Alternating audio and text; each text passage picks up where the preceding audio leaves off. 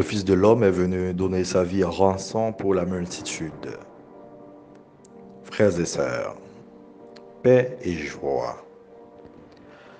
Le salut que nous apporte Jésus-Christ est complet. Il vient sauver tout homme et tout l'homme. C'est à travers le sacrifice du serviteur souffrant, qui est le Christ lui-même, que nous pouvons avancer devant le trône de la grâce. En se faisant l'esclave de tous, il nous a permis de nous revêtir des vêtements du salut. En ce 29e dimanche ordinaire B, nous sommes invités à méditer sur notre manière d'être, nos manières de faire et d'être chrétiens. Dans un monde qui est à l'affût de l'avoir, du pouvoir et qui manipule le savoir pour nous garder dans l'ignorance. Le peuple, à plus forte raison les disciples, rêvait toujours au même titre d'un Messie roi qui délivrerait Israël de ses ennemis. Or, Jésus n'a aucune prétention royale. Il emprunte un chemin de souffrance et d'obéissance totale à son Père. Broyé par la souffrance, le serviteur a plu au Seigneur. Isaïe 53, le verset 10. Il sauvera Israël et l'humanité. Le juste, mon serviteur, justifiera les multitudes. Il se chargera de leurs fautes.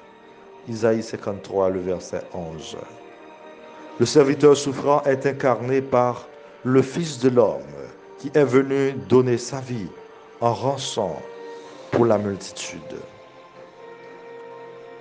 Dans la page évangélique du jour, frères et sœurs, tout commence par cette demande.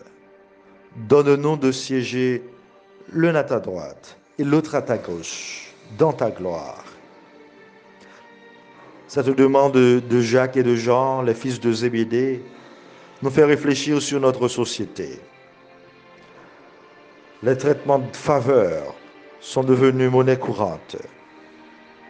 Les règles sont souvent violées et nous sommes en plein dans le mounpamisme et le népotisme, bagaille tizami qu'a réglé.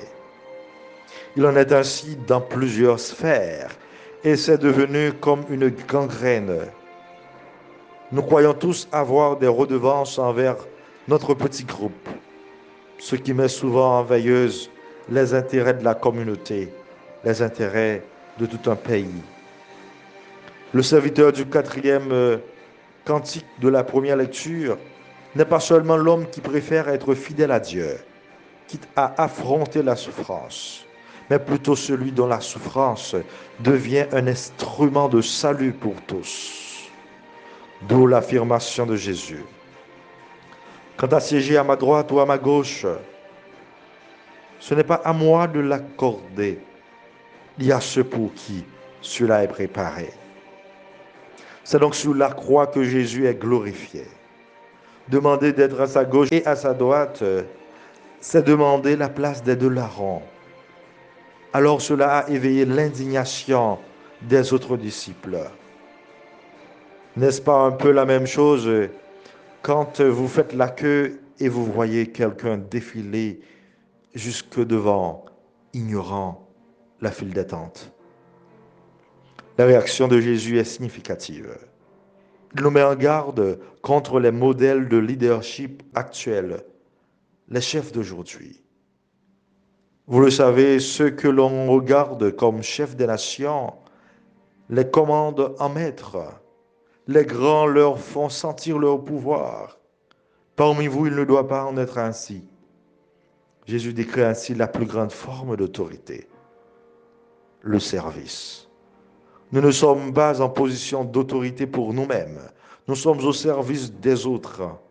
Le Christ lui-même a donné l'exemple comme maître serviteur. Celui qui veut devenir grand parmi vous sera votre serviteur. Celui qui veut être parmi vous le premier sera l'esclave de tous. Cela nous interpelle sur la gratuité aujourd'hui dans nos sociétés. Tout a un prix. Le kidnapping est un signe flagrant de cette crise grandissante.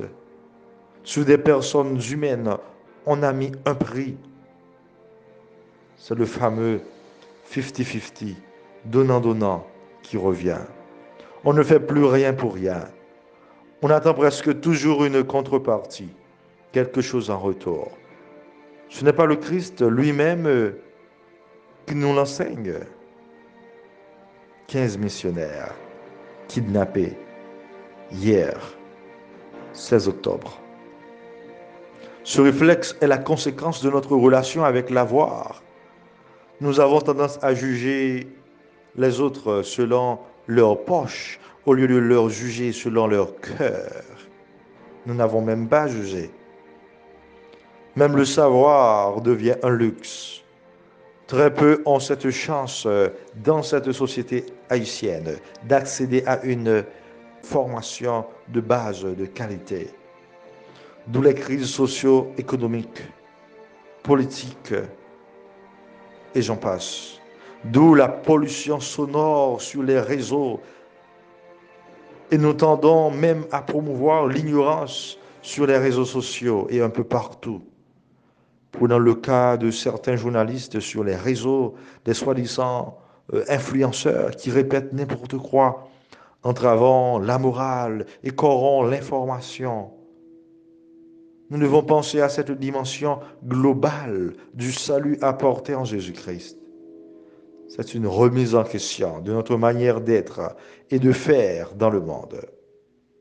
Pour mieux l'accueillir, il nous faut une révolution de l'amour et d'un amour, car le Fils de l'homme n'est pas venu pour être servi, mais pour servir et donner sa vie en rançon pour la multitude.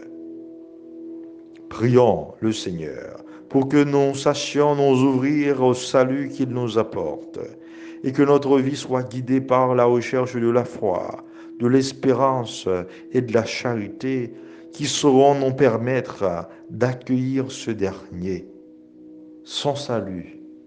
Souvenons-nous toujours que la vraie autorité, c'est le service, dans la gratuité. Amen.